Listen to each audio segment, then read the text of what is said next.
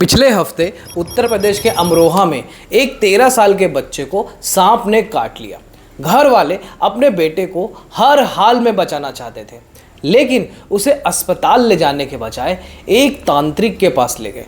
तांत्रिक ने कहा, इसे गंगा में डाल दो, पूजा करो, जहर निकल जाएगा। और वो माँ बाप जो अपने बच्चे से बेहद प्यार करते थे, उन्होंने वही किया। बांस की एक छोटी नाव बनाई, बच्चे को रस्सी से बांधा और उसे करीब 12 घंटे तक गंगा के पानी में डुबाए रखा। 12 घंटे, लेकिन जहर नहीं निकला और बच्चा नहीं बच पाया।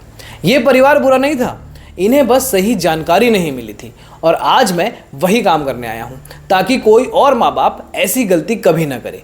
आज मैं आपको वो 5 से 7 सबसे ज़रूरी स्टेप बताने वाला हूँ जो कि अस्पताल पहुँचने से पहले उसी समय करने चाहिए। अगर ये स्टेप्स सही समय पर लिए जाएं तो कई बार सांप का जहर भी बेअसर किया जा सकता है और एक ज़िंदगी बचाई जा सकती है। This is doctor Harsh, your friend in the white coat. सबसे पहले एक ज़रूरी बात, भारत में स्नेक बाइट एक बहुत बड़ी प्रॉब्लम है। हर साल लगभग 58,000 से 60,000 लोग सिर्फ सांप के काटने की वजह से अपनी जान गंवा देते हैं, जो कि दुनिया में सबसे ज़्यादा है। लेकिन असली कारण इलाज की कमी नहीं है, बल्कि शुरुआत में की हुई गलतियां हैं। गलत फर्स्ट एड, हॉस्पिटल पहुंचने में देरी और घबराहट में समय बर्बाद करना।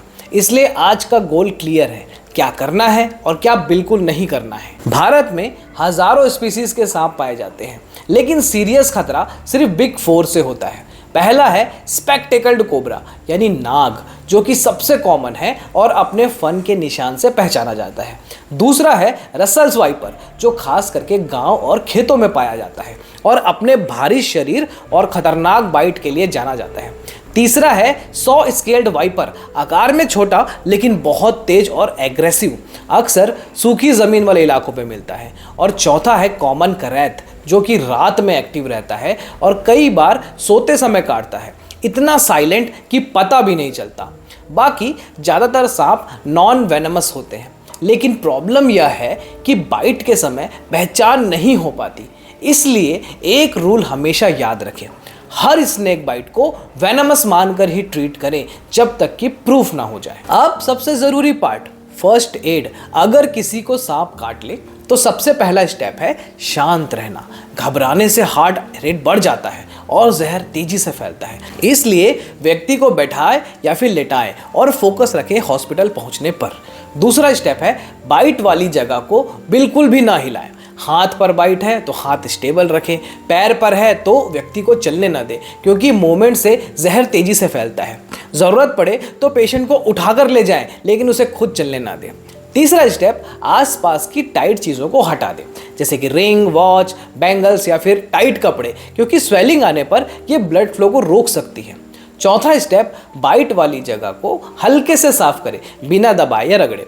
पांचवा स्टेप है बाइट का एग्जैक्ट टाइम नोट करें, क्योंकि यह डॉक्टर के लिए बहुत इंपॉर्टेंट होता है। और सबसे क्रिटिकल स्टेप, बिना 1 सेकेंड वेस्ट किए सीधा हॉस्पिटल जाए, क्योंकि एंटी वेनम सिर्फ हॉस्पिटल में मिलता है और गवर्नमेंट हॉस्पिटल में फ्री में उपलब्ध होता है। अब एक और इम्पॉर्टेंट बात, क्या बिल्कुल नहीं करना है। बाइट वाली जगह को काटना या फिर जहर को चूसना खतरनाक है और इससे इन्फेक्शन का रिस्क बढ़ता है। टॉनिकवेट या फिर रस्सी कसकर बांध देना ब्लड सप्लाई को रोक देता है और आपके टिश्यूज़ को डैमेज कर सकता है।